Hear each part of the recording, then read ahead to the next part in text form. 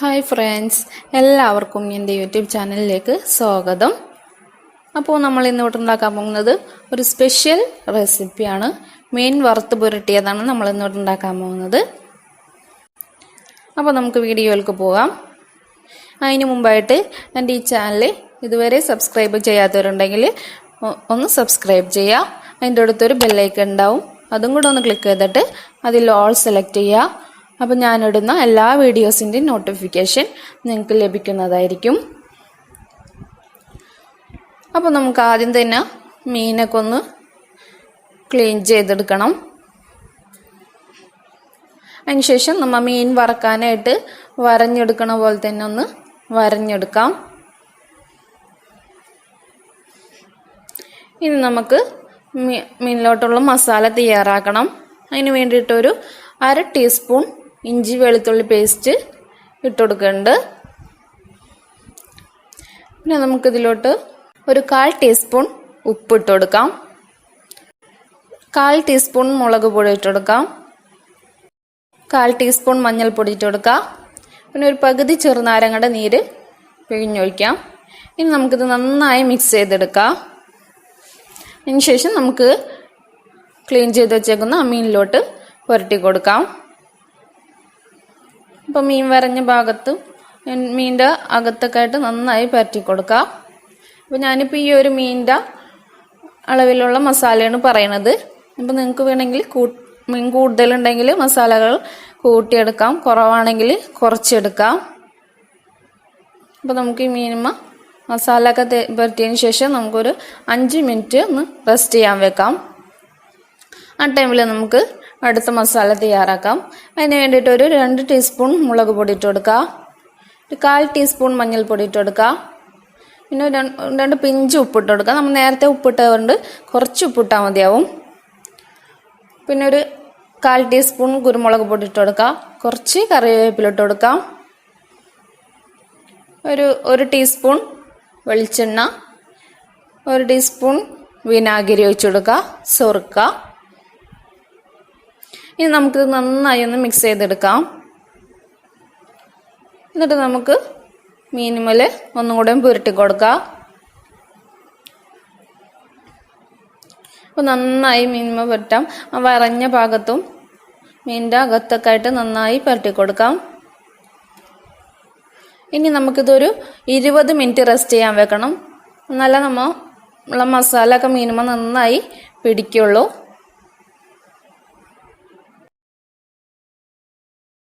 ആ ടൈമിൽ നമുക്ക് അടുത്ത മസാല തയ്യാറാക്കാം. അതിന് വേണ്ടിയിട്ട് ഒരു 3 ടേബിൾ സ്പൂൺ തേങ്ങ ചിരകിയതെടുക്കുന്നുണ്ട്. അത് നമുക്കൊരു മിക്സിയുടെ ജാറിലോട്ട് ഇട്ട് കൊടുക്കാം. പിന്നെ ഒരു 2 ചെറിയ ഉള്ളി എടുക്കാം. പിന്നെ ഇതിലോട്ട് കുറച്ച് ഇഞ്ചി വെളുത്തുള്ളി പേസ്റ്റ് ഇട്ട് കൊടുക്കുക. കുറച്ച് വലിയ ജീരകം, അതായത് പെരിഞ്ജീരകം ഇട്ട് കൊടുക്കാം. പിന്നെ ഒരു 1.5 ടീസ്പൂൺ മുളക് പൊടി ഇട്ട് കൊടുക്കാം. നമുക്ക് മീനിൽ ഉപ്പ് കുറവുണ്ടെങ്കിൽ ഈ മസാലയിൽ വേണമെങ്കിൽ കുറച്ച് ഉപ്പിട്ട് കൊടുക്കാം. ഇനി ഇത് നന്നായി നമ്മൾ അവിൽ പരുവത്തിൽ ഒന്ന് ക്രഷ് ചെയ്തെടുക്കണം. അതിന് ശേഷം നമുക്ക് മീൻ വറക്കാനായിട്ടൊരു പാൻ വെച്ച് കൊടുക്കാം. പാൻ നന്നായി ചൂടായി വരുമ്പോൾ ഇതിലോട്ട് വെളിച്ചെണ്ണ ഒഴിച്ചു കൊടുക്കണം. അപ്പോൾ നമ്മൾ സാധാരണ മീൻ വറക്കാനായിട്ട് ഒഴിക്കണേലും കുറച്ച് കൂടുതലായിട്ട് വെളിച്ചെണ്ണ ഒഴിച്ചു കൊടുക്കാം.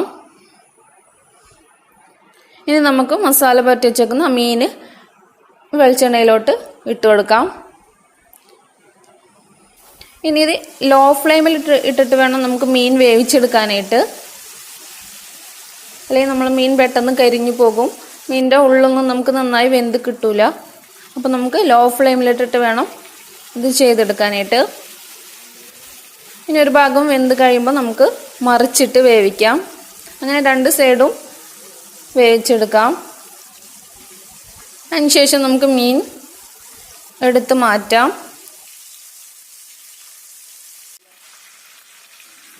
എന്നിട്ട് നമുക്ക് ആ വെളിച്ചെണ്ണയിൽ തന്നെയാണ് ഞാൻ കുറച്ച് കറിവേപ്പില ഇട്ട് കൊടുക്കുന്നുണ്ട്.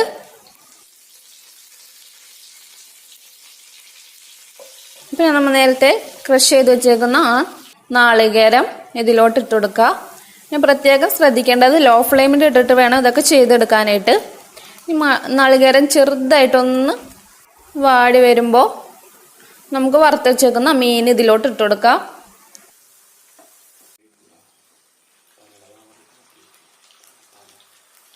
അതിനുശേഷം ഈ നാളികേരം നമ്മൾ മീനുമലൊക്കെ നന്നായി ഇങ്ങനെ പുരട്ടി കൊടുക്കണം. അപ്പോൾ നമ്മൾ നാളികേരം ഒട്ടും കരിയാൻ പാടില്ല. ലോ ഫ്ലെയിമിലിട്ടിട്ട് നമുക്ക് ചെയ്തെടുക്കാം. പിന്നെ വല്ലാണ്ട് മൂത്ത് പോവരുത്. അപ്പോൾ നമ്മൾ മീനിൻ്റെ ടേസ്റ്റൊക്കെ ആകാനെ മാറിപ്പോകും. അങ്ങനെ പുരട്ടി കഴിഞ്ഞതിന് ശേഷം നമുക്ക് മറിച്ചിട്ടിട്ട് അതുപോലെ തന്നെ ഒന്നും കൂടെ ചെയ്തെടുക്കാം.